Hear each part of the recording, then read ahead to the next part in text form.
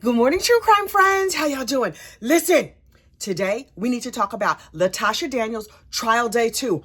Honey, look, I know we're on day 2. If you feel like you need to get caught up, don't worry about it. I have a whole entire playlist about this anger management specialist who pew-pewed up her married boyfriend. You can find a link to those videos in the description box of this video. But first, you know what you need to do. Please like this video, subscribe to the channel, share it out, and hit the hype button if you can find it. Listen, I know a lot of people can't find the hype button. If you can't find it, child, don't worry about it. We got bigger fish to fry. But me and you, we're going to get to 30,000 subscribers together. Okay, so yesterday, trial day 2. Is it just me, or does it seem like we're in like trial day 25? I feel like we've been on this trial for a long time. Maybe because I'm enjoying it so much. Okay. So Tasha's down there at the court and she still has her big wig on. Is this wig getting bigger every day? Look, in her mug shots, every other time she's appeared in court, she had beautiful long dreadlocks. And now she has this big dead raccoon on her head or a wild cankalon. I don't know what's happening down there, but she uses her hair like a curtain. So I'm like, I didn't think you were allowed to wear disguises in court, but clearly down there in Memphis, Tennessee, you can. Okay, good for you. Okay, so the first witness on the stand is this police officer. And I was like, hey, Officer Friendly, how you doing? And so he stands up and he's like, we got the call. And I went on over there to the house. And one of the neighbors was like, oh, it's happening over there. So I was like, oh, thank you so much. And so I went over there. And then I see this crazy lady. I see the defendant and she's there and it's a nearly dead dude on the door and there's a woman cowering in the corner and she's just sitting there with a little pew-pew in her hand, right? And he was just like, we were trying to negotiate with her, but she was really not responding. So I called for a less lethal. And I was like, what's a less lethal? Apparently, instead of pew-pewing you just like all up in your body, the police can now use a less lethal force. Please know that a less lethal can still sometimes be lethal, but usually it's not super duper lethal. It's when they want to lightly simulate killing you, but not really. Unclear. Anyway. But then the prosecutor stopped and is like, wait, one very important thing. Are you able to identify the person that you saw that day in the apartment with the gun? And he was just like, yes, I think that's her over there. But there is a wild cankalon on her head. So I'm not sure. I don't know how he was able to identify the lady, but okay. So he's like, we kept trying to talk to her. We kept trying to negotiate with her and we got no response. Thank you so much. And I was like, okay, that's all you gonna say? And then he did throw in that she did have the gun that she had in her hand. She kept putting it to her head and her chest and her mouth. Was she attempting to unfortunately unalive herself by a police officer? You know how people go out and they do something crazy and they hope the police pew-pew them up so they don't have to pew-pew themselves? I think that's what she was going after. Or maybe she just had a real ticklish brainchild, unclear. Then another cop gets up on the stand. And he's just like, it was me who called for the less lethal. But here's the thing, we're really embarrassed about it. Our less lethal gun tends to jam because you're just hitting the person real hard with a beanbag. Y'all out here playing toss and cross and it's a woman with a gun over there? Okay. So the gun, they were like, pew, pew, but nothing happened. So they were like, wait, give me a different gun. So they went and they got the second less lethal round and they shot her in the chest and she was like, oh, and then she hit the floor. And I was like, okay, now we have the full visual. Once she's down and on the floor, thinking she's no longer on this mortal coil. I wonder how bad it hurts to get shot in the chest with a less lethal. I don't want to find out, but I'm just real curious. So then like the EMS or whatever, the first responders could come in and take out the people with all the real bullets in them and get them to the hospital. And then the defense team gets up to cross-examine. Hi, defense team. I understand that you were out here doing what Tosh wants you to do. But I just, me as a gossip on the internet, I just have one little question for you. What are you doing?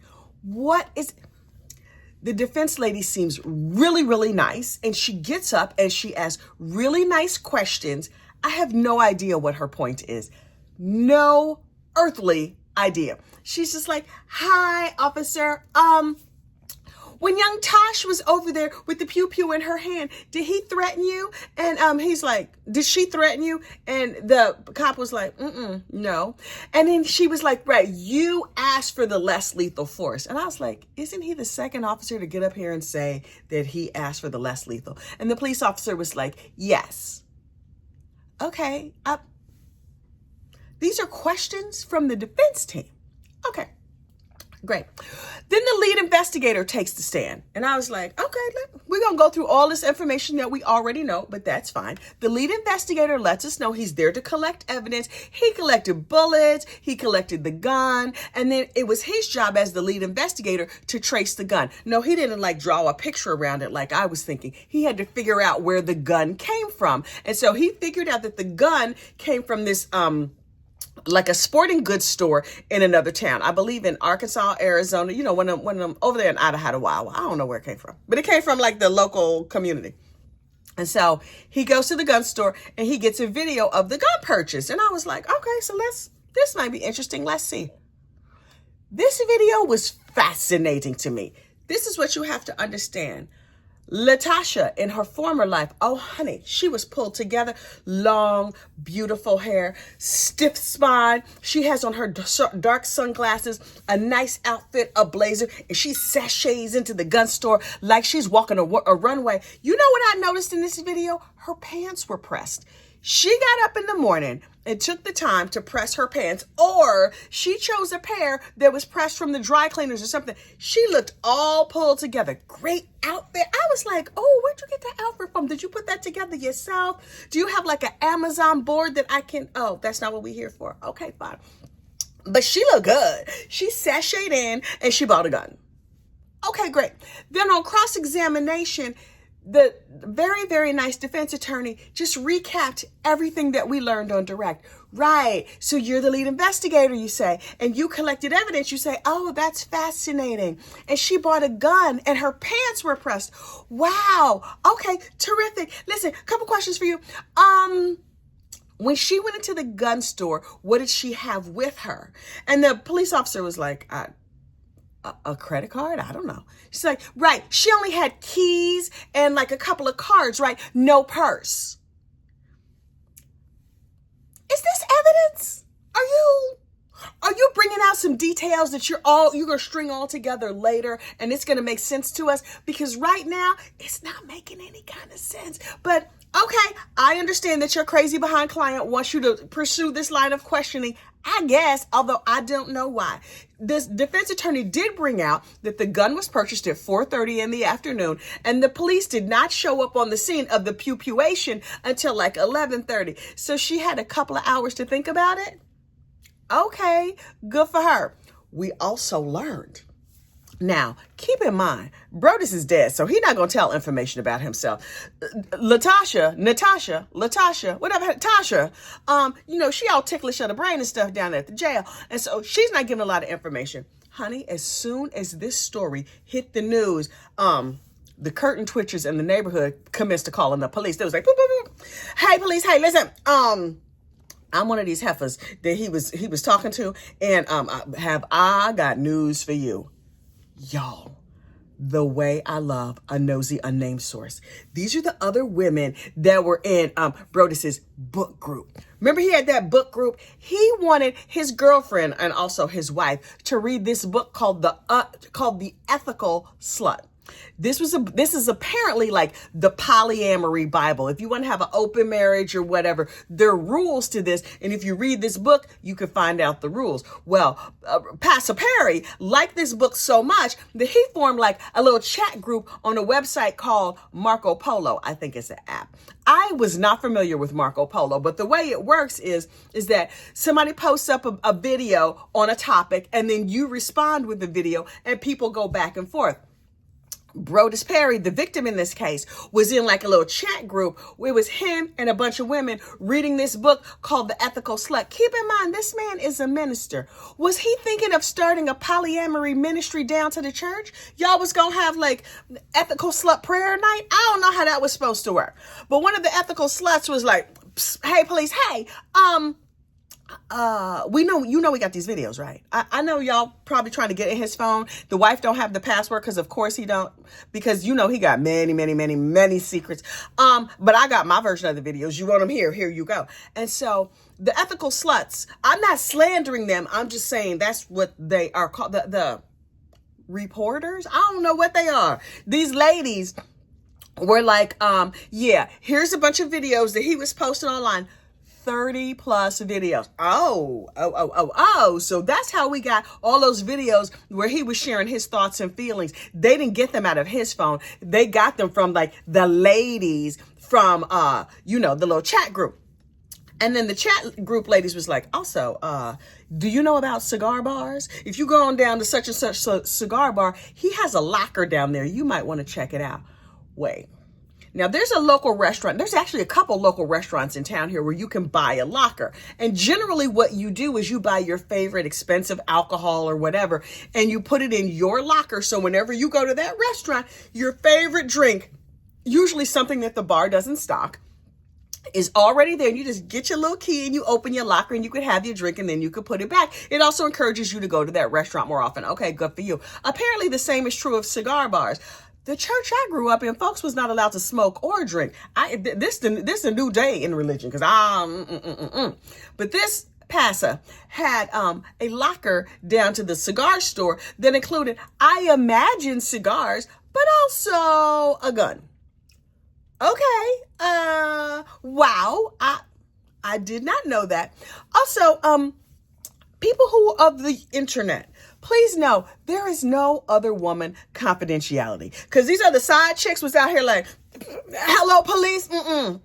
There's no like doctor-patient, lawyer-client confidentiality. There is no side chick confidentiality. Honey, govern yourself accordingly. Because these little side chicks was calling the police with a quickness. And then we found out that the police never got into his phone. Now, his wife couldn't open his phone, and we knew that she didn't know his password, and she seemed a little bit salty about it, if you ask me. But who wouldn't be? But the police still to this day, as far as we know from this trial, have never been able to open his phone. What's in that phone? That's what I want to know. What is in this phone? How much you want to bet he got Grindr, he got Scruff, he got Sniffies? Don't ask how I know the name of all them apps. I'm just letting you know right now. This boy was getting up to some things. I'm not saying, but I feel it in my spirit. Also, unrelated, cover your children's ears. I've seen videos of this man. He seems like he would be a terrible lay, but I'm speculating wildly. Don't go by me, right? Okay. Anyway, so the defense team gets up and cross-examines, and they were like, right, thank you so much for all that information. We're glad the side chicks came forward with all they had to say. Tosh, she didn't mean to pew up his wife though, right? And the police officer was like, I do not recall that. Keep in mind, this was also 6 years ago. And she was like, right, but she didn't like mean to shoot her. She was upset and in an emotional state. That's what you're going for, defense? This was a oopsie and a Okay. Great.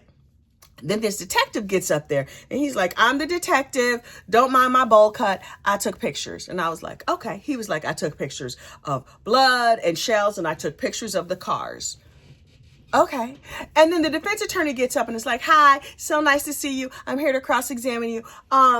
You took pictures of the blood and the shells and the cars. And the detective was like, yes, I took pictures of the blood and the shells of the car and the cars. And the defense team was like, okay, we'd like to show you some pictures. Is this their home? And shows pictures of a very, very messy apartment. Why y'all calling this couple out? That they were the victims of the crime. You just gonna show their house was a whole mess? It was a mess, y'all. A mess.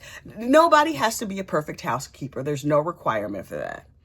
Unless you want to be judged by others. If your house show up on Dateline or in court pictures or something like that, tidy up for the police picture man gets there because it's going to be a bad, bad day for you. Anyway, the thing that I noticed was that they had like a coffee table filled with liquor bottles.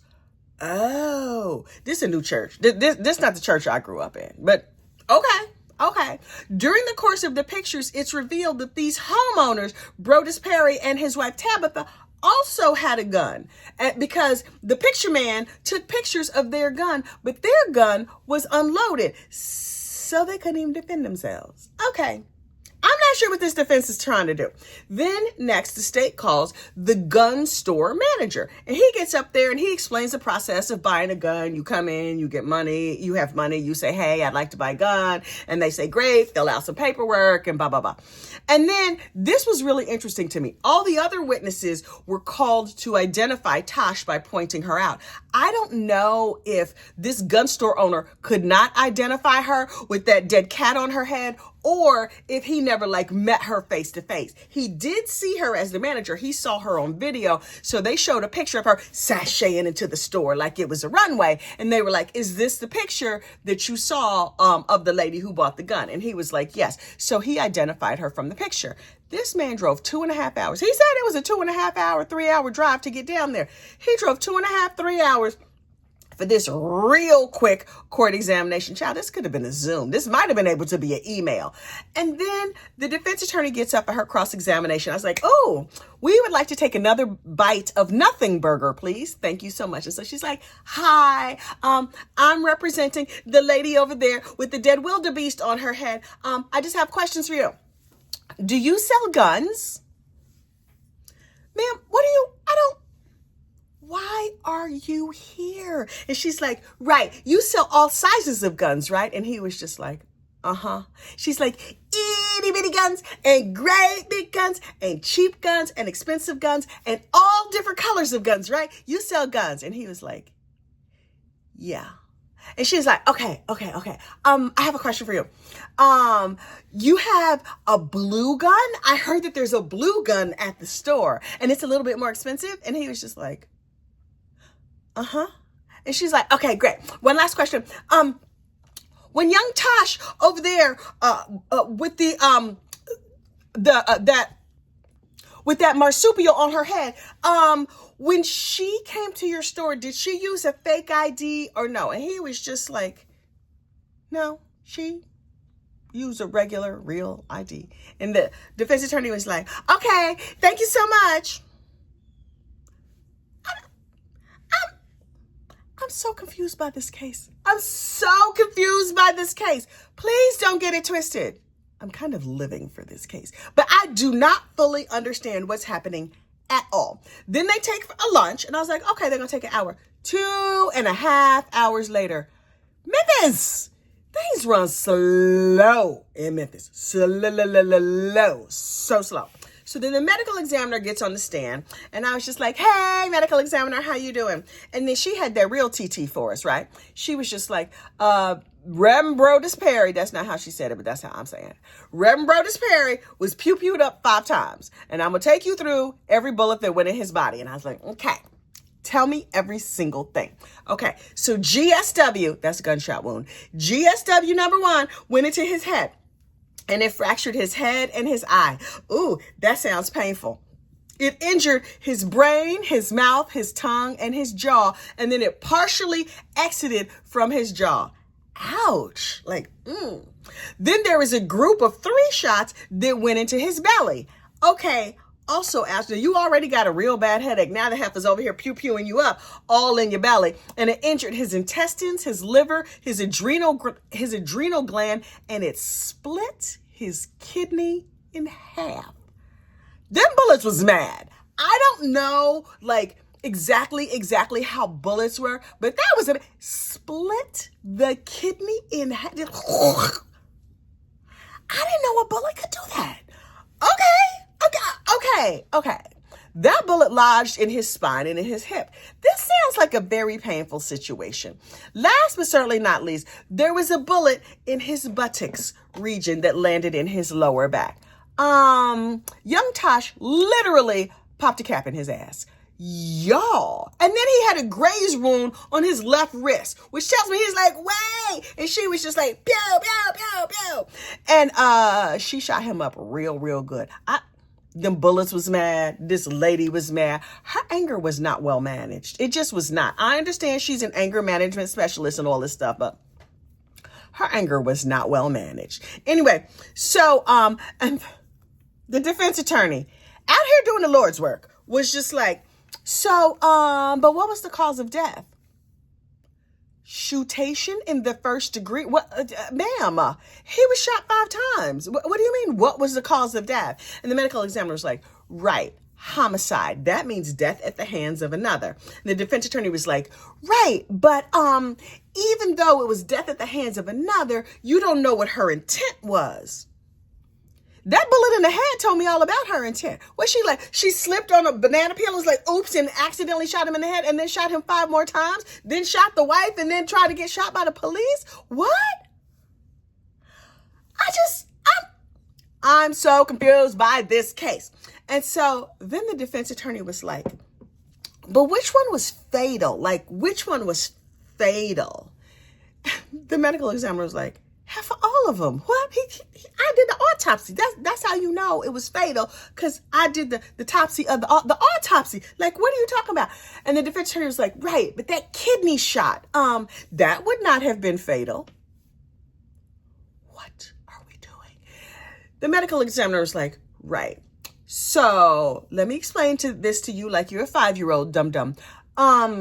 If you shoot somebody in the kidney, that's not necessarily fatal because you do have another kidney. However, she shot his kidney in half, and the bleeding and the trauma, he was dead as a carp on the floor. Like, it was not going to work out good. Then the defense attorney was like, right, but what if he had received immediate medical care? Is she trying to say it's the hospital's fault because they didn't save him after he got pew-pewed up by the other woman, the anger management specialist? What? And so the medical examiner, bless her heart, was so patient. She was like, right, he did receive immediate treatment. He did have surgery. He never regained consciousness, and he died anyway. And I think in her head, she added, dumbass, to the end of that statement, but that is not what she said in court because it is not on the transcript. The defense attorney was like, right, but what about intent, right? Like, you don't know the intent of those bullets. Can we infer from a context clue the fact that she shot this man in the head 3 times in the belly and in his astropithecus that she intended to shoot him up real bad? And the medical examiner was like, well, we cannot measure intent, but we can see with these highly sensitive recording devices on our face called our eyes. She is trying to kill that sucker. Now, that's not what she said, but that's the spirit of what she said. And then the very nice judge was like, okay, this has been a lovely day here in court. And now we're all going to go home and we're not going to talk about it. We're going to have a good dinner. Once you have all the evidence, then you will be able to make your decision that this heifer is guilty and needs to go to prison forever, ever. That's not what she said, but that is the spirit of what she said. She was just like, you just have to wait until you have all the information and then we could go on from there. And I was like, okay. How long till she goes to jail? I want to know how long till she goes to jail. And then the state let us all know after the jury was gone. The state let us know they have one more witness. And then the defense is like, we have like 3, maybe 4 witnesses. Is one of them Tosh? I want Tosh to get on the stand the way I want Tosh to get on the stand. Now, if she's smart, she goes keep her stupid behind sitting over there in that chair.